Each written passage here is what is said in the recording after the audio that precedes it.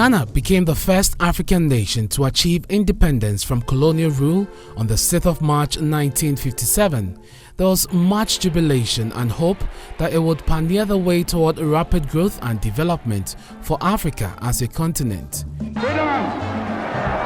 Freedom!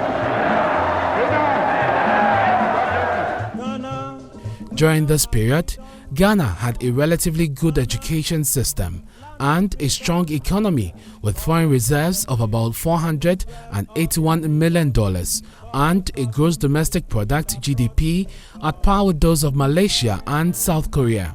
Ghana, like Malaysia, Singapore and South Korea, should have tapped into its rich resources to sustain economic development.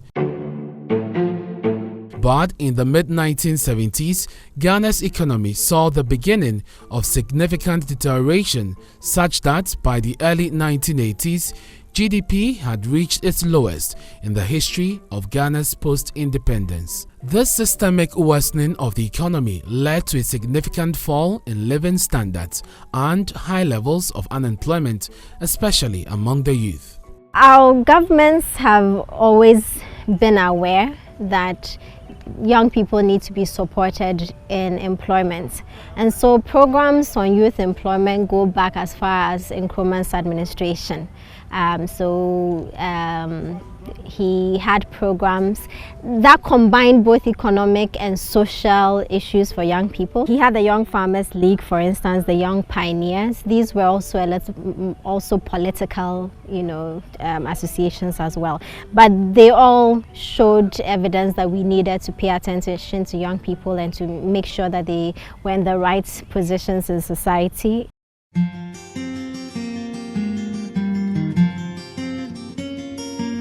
30-year-old Oscar is one of the millions of unemployed young Ghanaians.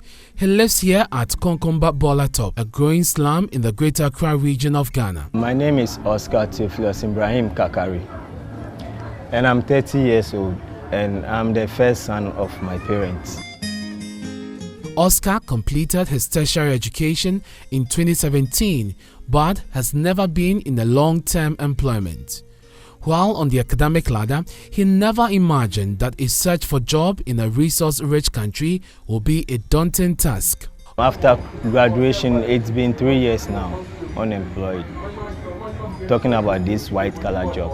I've tried many possibilities, send my CVs to institutions, I send them online through Gmail, but I don't get any reply from them. So I have to just hustle.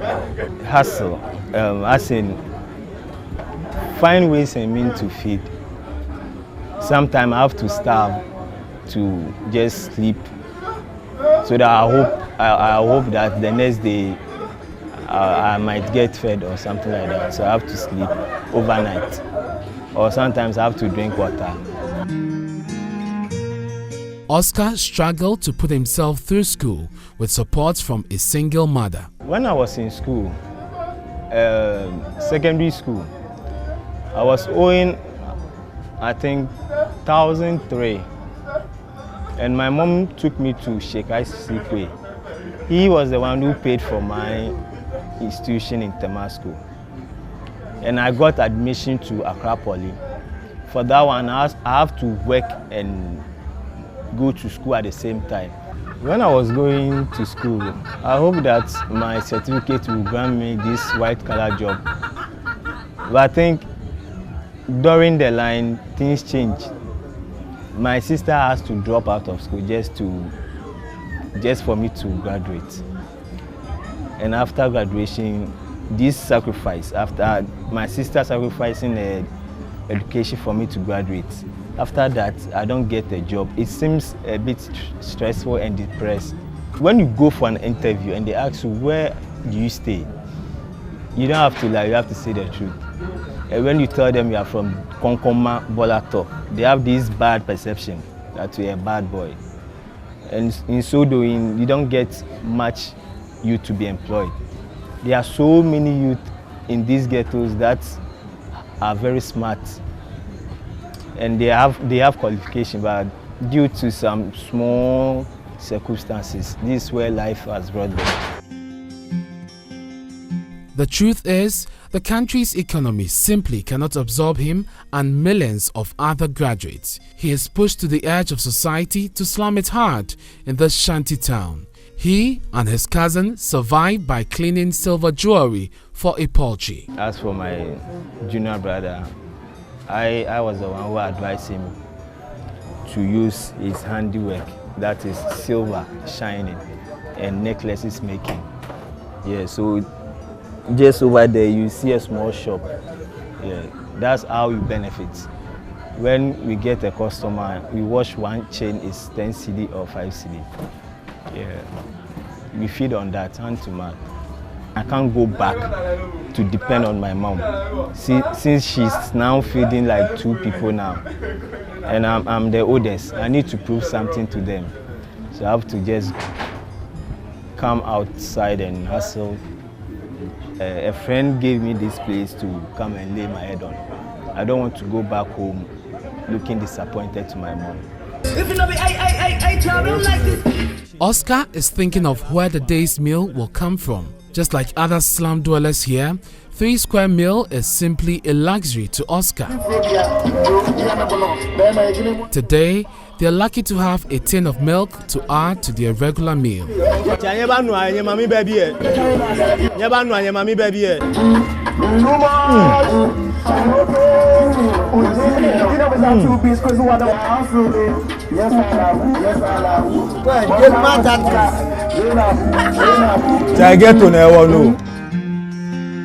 Statistics revealed from the labor force survey conducted by the Ghana Statistical Service in 2015 and launched in 2017 indicate that the rate of unemployment as at the end of 2015 is pegged at 11.9% of the labor force.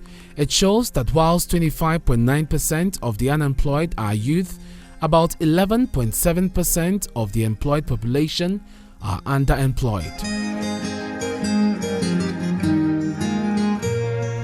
Unemployment remains a global issue confronting both developed and developing countries. Unemployment has been found to be closely related to the lack of adequate education. Sadiq Adams is a broadcast journalist and a youth development advocate. His reporting career has allowed him the opportunity to observe with great concern the worrying trend of rural-urban migration and youth unemployment. You cannot have an education system that constantly produces graduates who come to sister home for 15 years and their expertise are going waste. You cannot continue to have over 60% of your labor force going about and wandering and not knowing exactly what to do to put food on their tables. We have large members of the family in the villages who want to do farming but do not have the enabling environment to do. So they have to move to the cities to choke up the cities and then create a very, very unconducive country that we all live in. And this is what we have constantly been calling for, that the politicians who are at the helm of power need to design a very perfect system that other countries have also done. The streets of the central business district of Accra hold the livelihoods of hundreds of Ghanaians. The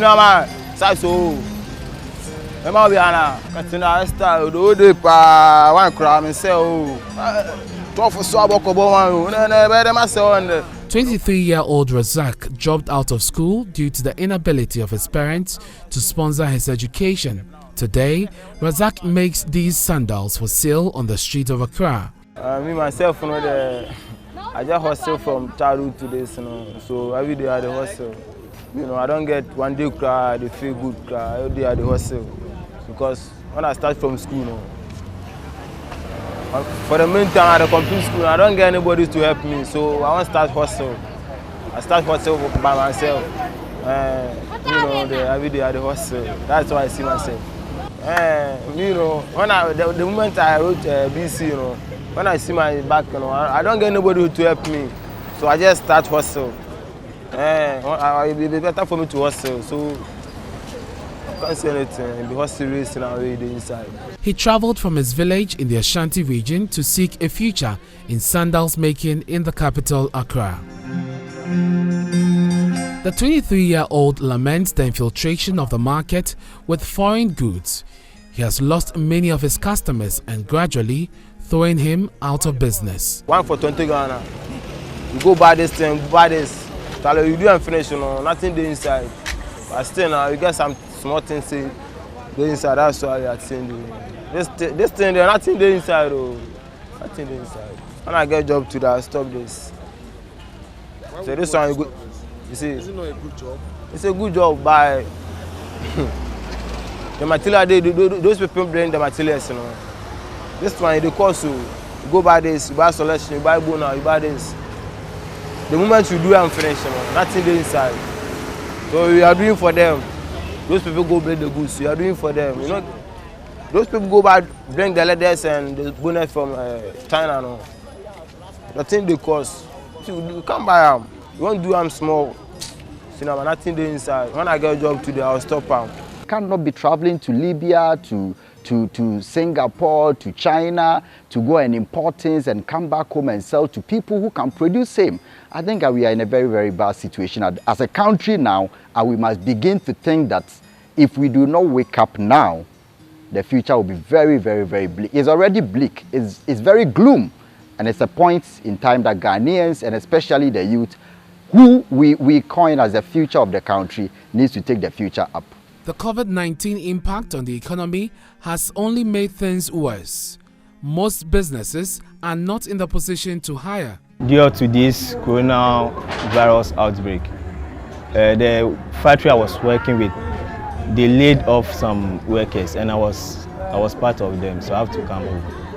I was a machine operator. Yeah. What machine is that? We used to print on these sachet rubbers, these pure water sachet rubbers, and these plastic bottles. Yeah, so I was the one operating on it. Ghana, just like many African markets, has become the dumping ground for all kinds of goods from developed countries, all in the name of free trade. The things there, you know, go help us, especially the China goods. The others, this one, somebody can hold it. You ask you know, it be China. Until you go talk, you understand, until you buy them.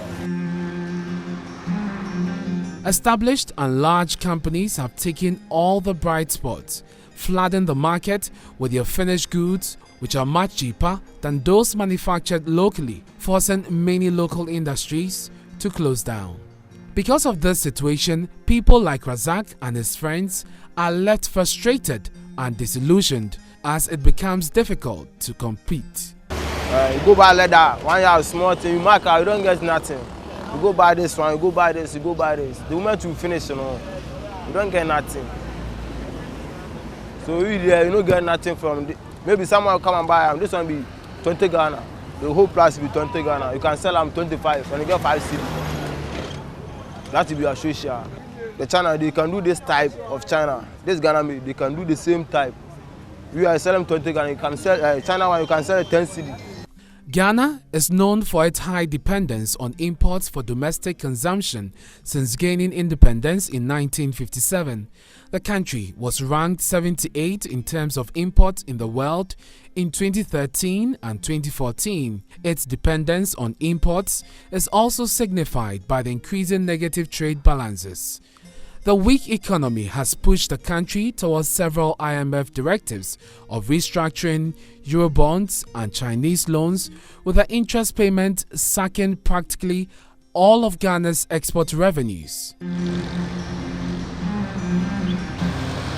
Ghana has an abundance of non-renewable natural resources such as cocoa, gold, timber, bauxite, manganese, industrial diamonds, and more recently crude oil, but with little economic growth.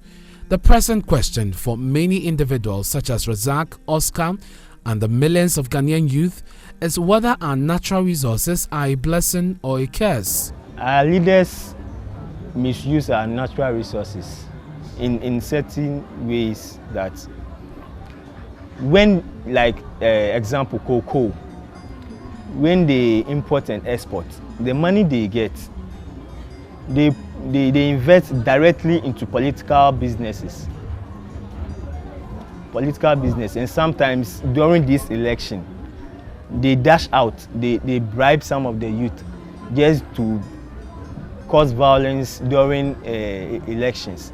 And I think instead of bribing the youth, why don't you find that individual a job to do?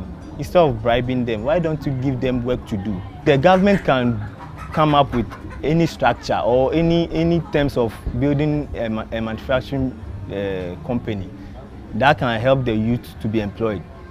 If you build a manufacturing company, you can train them in specification to help them to operate on machines, maybe carting or carrying of loads. In so doing, they have something to do. Due to high cost of accommodation in Accra, Razak cannot hire any decent place to live. If someone rent for me, I would like them, but me myself, from there, I can't. Maybe Accra, you want to go and rent a house with the cost, you can't. Always, we sleep outside. All the time we do outside. So until we sleep, maybe 1 or 2:30. Maybe some people are roaming about. We are sleeping in the market too. Some people are roaming about until they be quiet, until you sleep. So you two stand up maybe 3:30. They are out, Charlie. But maybe it's a mosquito and others. Until you go and you are sick, it'll be bad, it'll be risky. Renting now, one single room is almost a year. I think it's 2,000 or 18,000, 8,008 or 2,000. And I don't think I have that income on me. I can't rent for now. Due to the rising levels of unemployment in the country, many of the young people continue to risk their lives on perilous journeys across the Sahara Desert to Europe. Others continue to participate in the American DV visa lottery. The same suffer they suffer there, you suffer the same thing here. But by the end of the day, they come down and you realize they earn more than you. So when you had a chance, it's always good to go there. But I also advise you come back and then establish here. Ghana there he had, Ghana we are suffering. Since this government come, business all spoil. We no go get, if you will do business, no money, no nothing, with a tire, nothing. And so we want to travel, then we go find our future. I have come to the University of Ghana, Legon to seek answers to the nagging problems underpinning Ghana's development. Dr. Nana Ekuya Anidoho is the director of the Center for Social Policy Studies and a senior research fellow with the Institute of Statistical, Social and Economic Research, ISE. In 2005, we had the National Youth Employment Program, which in 2012 became the Ghana Youth Employment and Entrepreneurship Development Agency. So all of these programs show that successive administrations recognize that youth unemployment is a particular challenge that needs to be addressed. Dr. Anidoho believes many policies introduced by successive governments have failed to address unemployment challenges due to their politicization. If a large segment of the working population is unemployed or underemployed, which is also another issue, then young people are competing with older people for jobs, right? So you need to fix the larger economy to make sure that it is producing jobs generally. You can't produce jobs just for young people. It doesn't work that way. Apart from that, in terms of the impact of the policies, they are often politicized, so that's a problem. It makes them ineffective. Secondly, they are politicized in terms of who benefits, and they are politicized in the fact that they can be suspended or cut off or reshaped into a new program because some other administration has come into power. Many analysts have described Ghana's unemployment figures as a threat to national security. At this point, I think that majority of the Ghanaian youth have given up, based on the conversations we've had. But I don't think giving up is a solution. We are at the point where we need to stand up and come together and realize that the future is ours. If we give up, what will be the future of our the next generation, our children? our grandchildren. We cannot give up. There are people who fought and liberated this land. We have come to a point where people are unconcerned about the future because a very few of them are living lavishly and stealing money that belongs to the people. So we cannot give up. What we need to do is to come together, have a very powerful voice as a youth, because the politician needs votes. And once we are together in large numbers at the youth, trying to force them to be accountable and trying to let them focus on specific areas that can help in transforming this country, then the future that we seek will be realized. Something has to change. This nation needs a revolution, not with guns or violence, but a revolution of ideas, a certain sense of anger that will change the way our government manage the resources of the state.